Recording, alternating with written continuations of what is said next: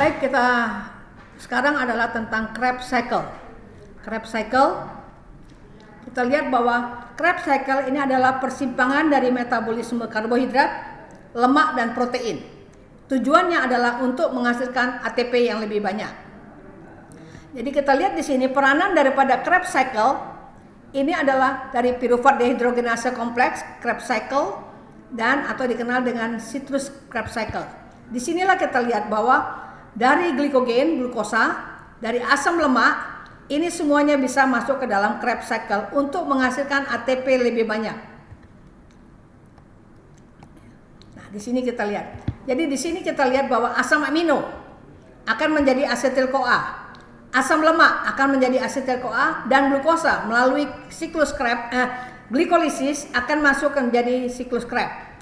Kalau tadi ini semua glikolisis pada sitoplasma, maka siklus Krebs ada pada mitokondria.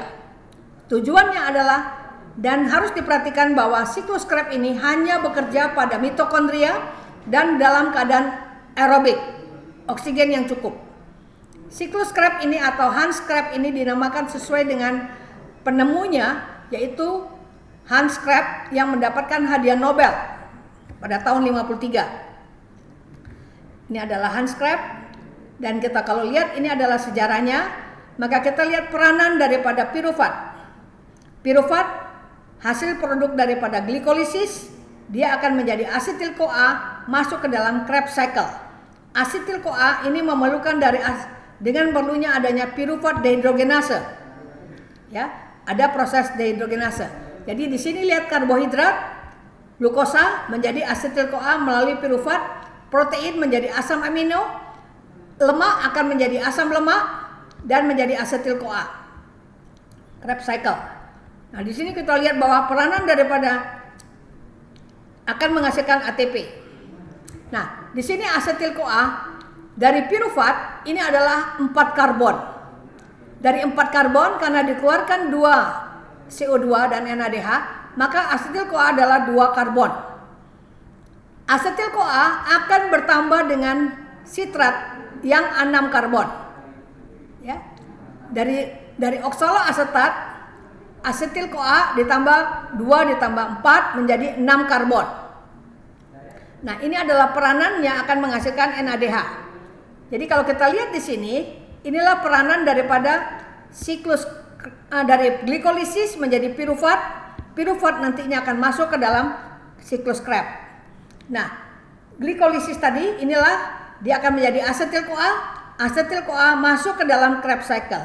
Hasilnya adalah dari satu molekul glukosa akan menghasilkan 32 sampai 36 ATP.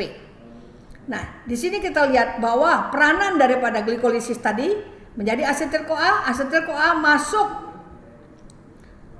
menjadi 6 karbon ini. Ya, peranannya. Jadi hasilnya adalah 2 ATP, 6 CO2, 8 NADH dan 2 FADH. Itu hasil akhir daripada Krebs cycle yang dari satu molekul glukosa. Nah, disinilah kita lihat bahwa peranannya yaitu asetil-CoA ditambah oksaloasetat 4 karbon menjadi sitrat. Sitrat adalah 6 karbon. Sitrat menjadi isositrat dengan adanya oksidasi NAD menjadi NADH. Ya, isositrat akan menjadi alfa ketoglutarat menjadi NADH. Alfa ketoglutarat memakai NADH memakai NAD menjadi NADH menjadi suksinil-CoA. Suksinil-CoA memakai ADP menjadi ATP, GTP menjadi suksinat.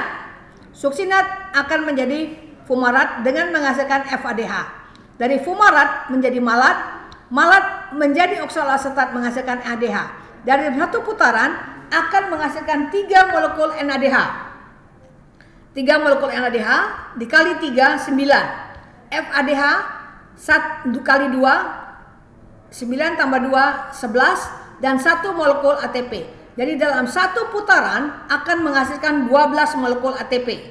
Jadi kalau dari glukosa akan menghasilkan 2 molekul piruvat. Jadi ini akan dikali 2. 12 kali 2, 24 ditambah 8 adalah 32. Perantara ada 3 ATP. Nah, disinilah kita lihat bahwa peranan daripada Krebs cycle tadi. ya. Oksaloasetat di sini ada 3 NADH, FADH dan ATP. Nah, perhatikan dalam reaksi-reaksi ini oksaloasetat dengan ditambah dengan asetil-CoA dengan enzimnya sitrat sintetase akan menjadi sitrat. Sitrat menjadi cis akonitat dengan enzimnya akonitase. Sedangkan cis akonitat dengan enzimnya juga akonitase akan menjadi isositrat. Isositrat menjadi oksalosuksinat dengan enzimnya sitrat isositrat dehidrogenase. Oksalosuksinat dengan enzimnya isositrat dehidrogenase akan menghasilkan alfa ketoglutarat. Alfa ketoglutarat dengan enzimnya alfa ketoglutarat dehidrogenase akan menghasilkan suksinil CoA. Perhatikan, suksinil CoA adalah prekursor untuk pembentukan hemoglobin. Nanti kita terangkan. Dari suksinil CoA akan menjadi suksinat, enzimnya adalah suksinat tiokinase. Dari suksinat menjadi fumarat, enzimnya adalah suksinat dehidrogenase akan menjadi fumarat. Perhatikan, fumarat adalah satu-satunya zat yang mempunyai ikatan terangkap pada siklus Krebs. Fumarat dengan enzimnya fumarase akan menjadi malat. Malat menjadi oksaloasetat dengan enzimnya dehidrogenase. Nah, perhatikan apa yang terjadi. Fluorasetat akan menghambat enzim akonitase sebagai non-competitive inhibitor. Fluor ini diperlukan untuk gigi. Perhatikan. Nah, di sini adalah enzim arsen akan menghambat alfa ketoglutarat arsen. Sedangkan malonat akan menghambat suksinat dehidrogenase sebagai competitive inhibitor. Jadi diperhatikan di sini ada enzim-enzim yang bisa dihambat oleh zat-zat seperti fluorasetat, arsen, malonat. Arsen adalah seperti racun tikus. Sama? Nah, di sinilah kita lihat peranannya. Ya. Jadi peranan daripada enzim ini, bagaimana satu putaran akan menghasilkan 12 ATP. Ya. Jadi Krebs cycle mempunyai 8 reaksi. 8 reaksi dengan 8 enzim. 8 enzim. Jadi dari piruvat menjadi asetil-CoA ada piruvat dehidrogenase, ini adalah perantara.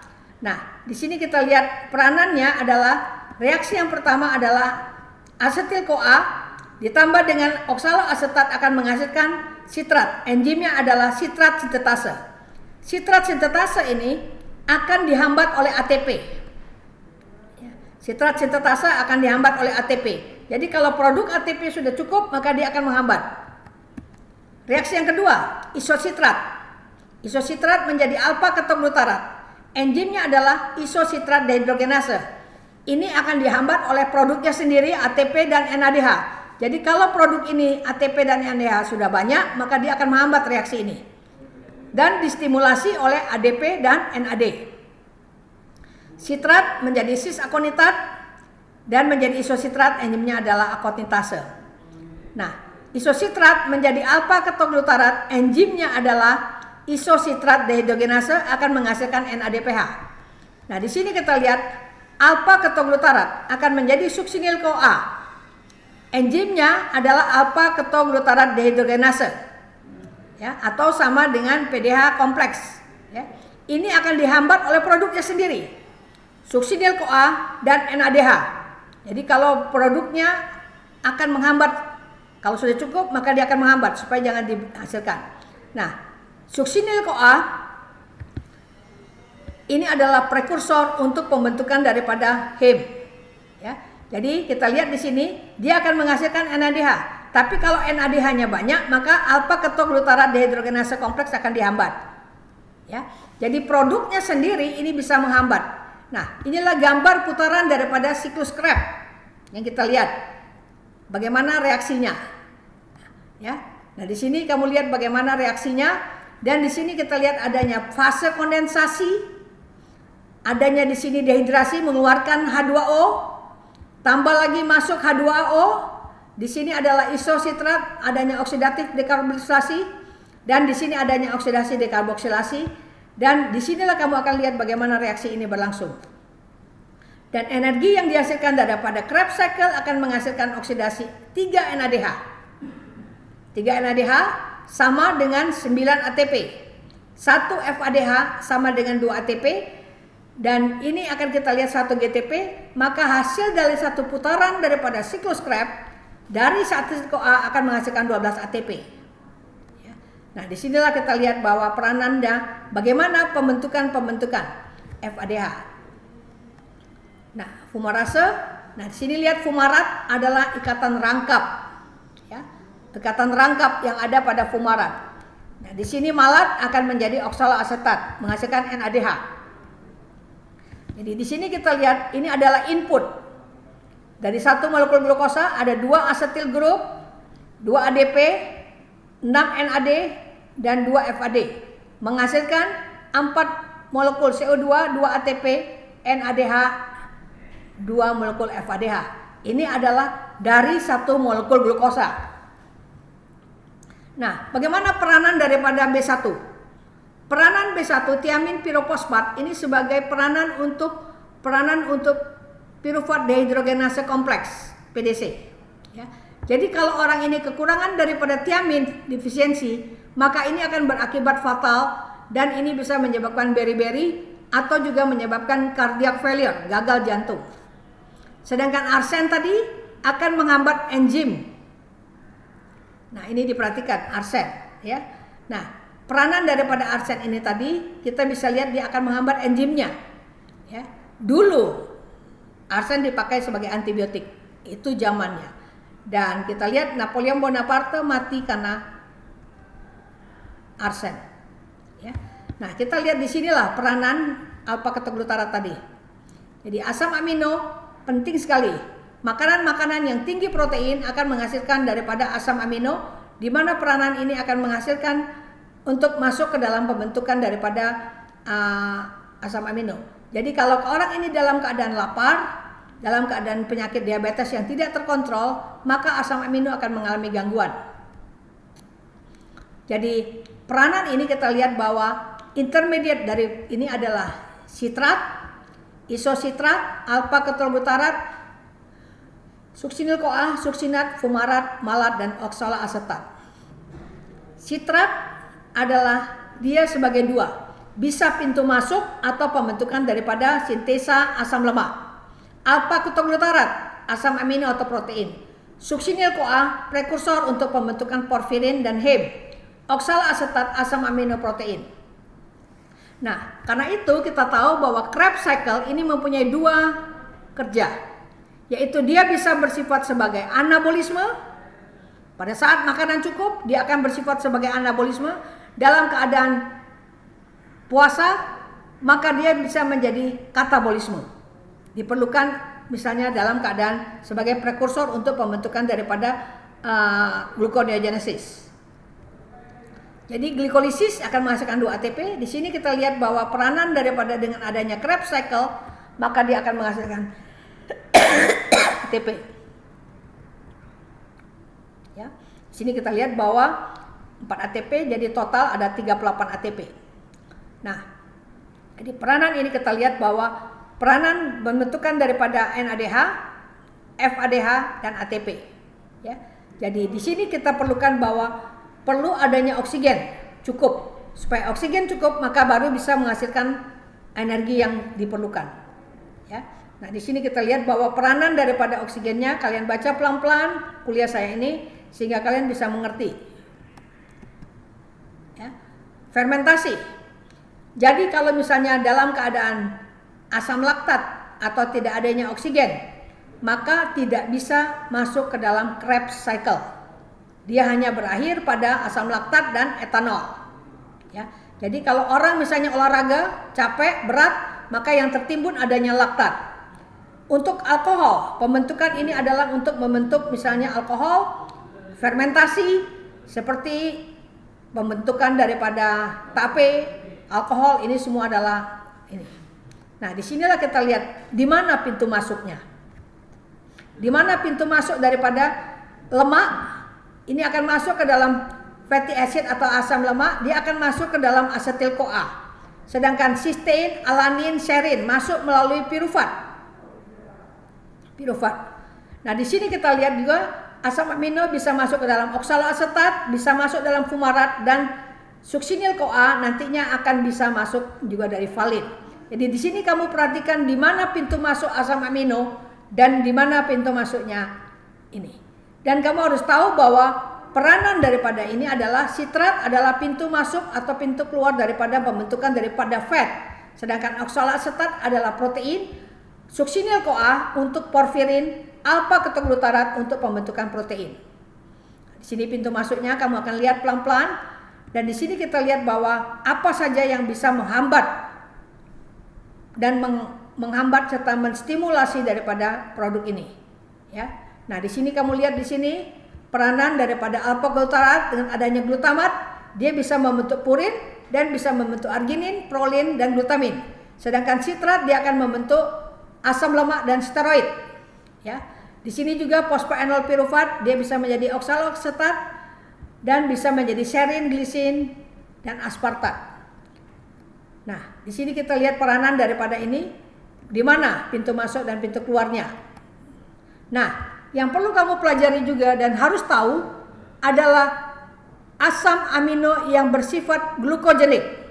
Yang merah, pink ini adalah asam amino bersifat glukogenik. Sedangkan yang biru ini adalah asam amino ketogenik. Ya, jadi ketogenik adalah dalam keadaan betul-betul tidak ada makanan jangka panjang, maka akan terjadilah pembentukan benda-benda keton. Tapi ada asam amino yang perhatikan, ada asam amino yang bisa dua-duanya. Contohnya triptopan. Triptopan ini bisa dua-duanya. Ya, bisa. Jadi kamu perhatikan yang mana yang bisa misalnya bisa bersifat glukogenik dan ketogenik. Nah, ini perhatikan dan kamu perhatikan. Selain itu yang kita kenal adanya branch chain amino acid, yaitu asam amino rantai cabang. Nah, perhatikan pada orang-orang dengan gagal ginjal dan gangguan hati yang berat. Maka kalau kita memberikan asam amino, nah protein ini akan bertimbun proteinnya, ini akan menyebabkan gangguan. Maka pada kasus-kasus ini maka diberikanlah branch chain amino acid atau asam amino rantai cabang agar tidak terbentuk lebih banyak ureum atau urea, yaitu valin, isoleucin dan leucin. Ya, inilah yang diberikan pada orang-orang dengan gagal ginjal supaya urea jangan terbentuk lebih banyak. Ya. Jadi asam amino ini ada 20 asam amino dan yang esensial adalah 8. 3 adalah semi esensial. Nah, semoga pelajaran ini dapat berguna bagi kita semuanya dan kamu mengerti pelajaran ini mengenai Krebs cycle sebagai perantara daripada persimpangan metabolisme daripada karbohidrat, lemak dan protein. Dan dia juga bisa bersifat anabolisme dan bisa bersifat katabolisme. Semoga berguna.